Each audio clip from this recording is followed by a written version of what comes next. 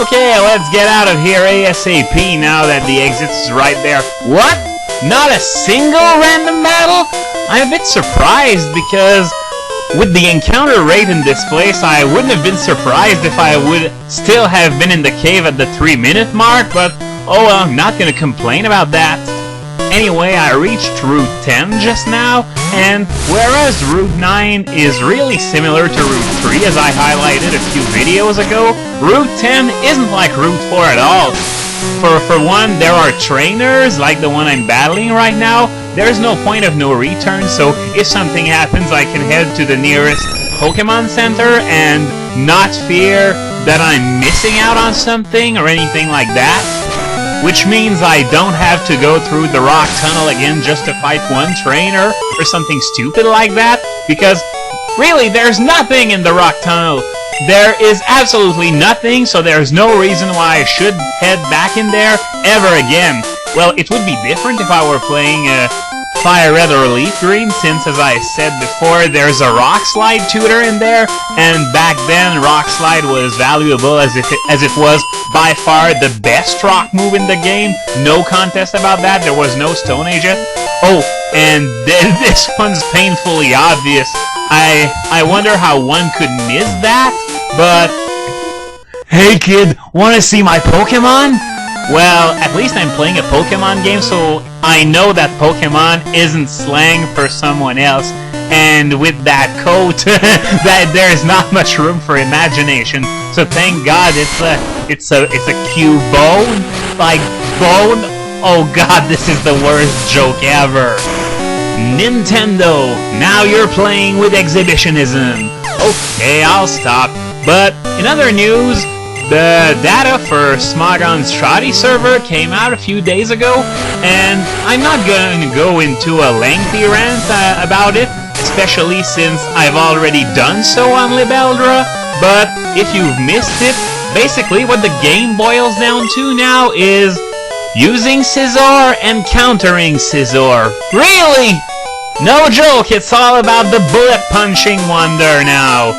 And if you told me 3 months ago that before the end of the year Scizor would be the new king of the metagame, well, I would have laughed you out of the building, but here we go now, it's true, anything can happen when there's a metagame revolution as big as this, so yeah, I'm happy for the thing because I've always liked it, but I never had a good enough argument to use it over other bugs like Yanmega or Heracross, or even Fortress, which has the exact same typing.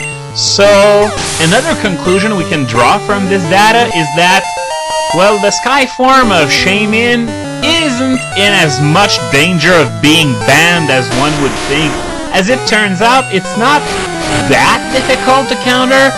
Once again, those are not my words, those are words from people who are better than me at the game, but yeah, if it's not so hard to counter, maybe Game Freak did a good enough job to keep it in standard, but not to push it all the way into Uberland. Wait, he feels bloated on Mountain Air? So it's Mountain Air that gives them this morbidly obese aspect? Okay, so yeah, I was pretty sure there was a trainer that I'd forgotten there. And if I'm not mistaken, it's not the only trainer in Pokemon history who's looking like he's laughing, but in fact he's trying to sneeze. But I don't remember in which other game I've seen that. But one thing weird about this is that if you're hearing the trainer, then there should be no confusion at whether he's trying to laugh or sneeze, because the two really don't sound alike. Ah, the wonders of text-based communication, and it reminds me of the whole argument I made about Oak being stupid for not being able to figure out whether I was a guy or a girl. That's really the same thing when you think about it. But changing subject, Pokemon Ranger 2 is coming out tomorrow, and I've decided which starter I was gonna pick.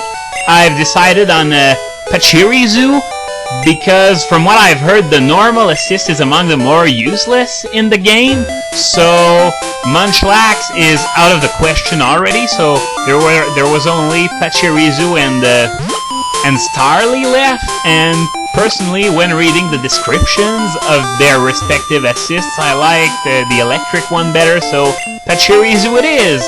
Oh, yeah, the Sylph Scope. Now, that's one thing that doesn't make sense, because to see ghost types in this game, you absolutely need the Sylph Scope.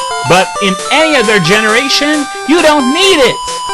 Really, what made the Ghastlies in Bellsprout Tower, or that old mansion in Eterna Forest?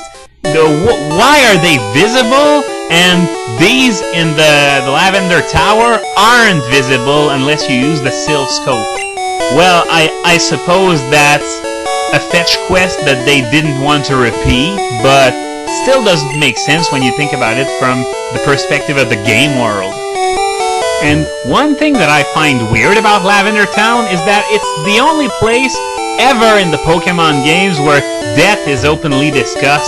I mean, death as a whole is a subject Nintendo has always wanted to avoid. If you remember, in the 90s, they would censor games, even games from third parties, because they talked about death. So for example, in Final Fantasy VI, the spell known as death would be called Doom instead. And it shows even in Ultima Weapon's speech, so feeble creatures die would become feeble creatures go. Which is odd considering there is no way to escape from this fight. So why are they so openly talking about death in a Nintendo game?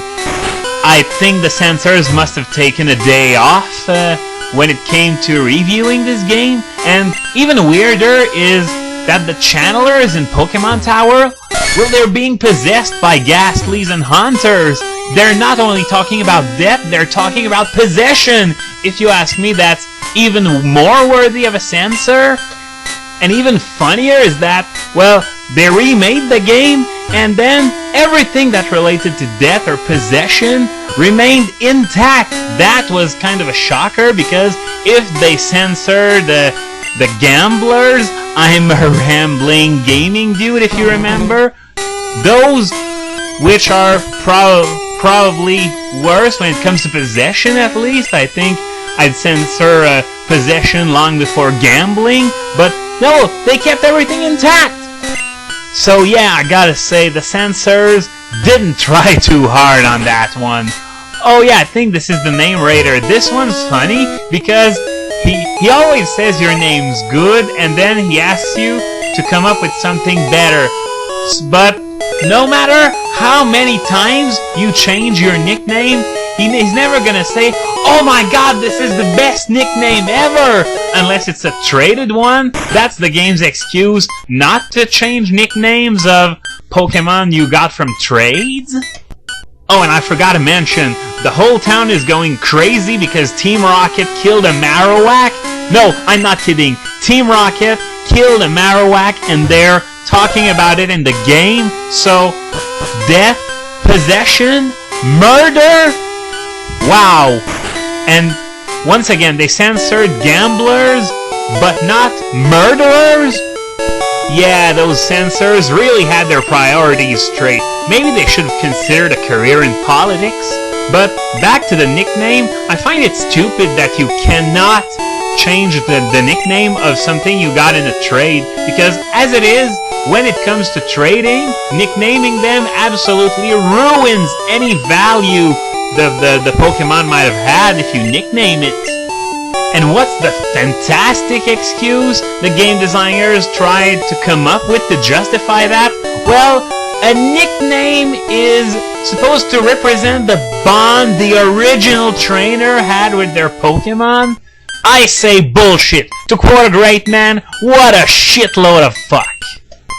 Oh, I remember that NPC. If you say that you believe in ghosts, he's like all surprised that you do, and if you say you don't, then he basically admits that he does in a really creepy, cryptic sort of way, like he did just now, that white hand on your shoulder.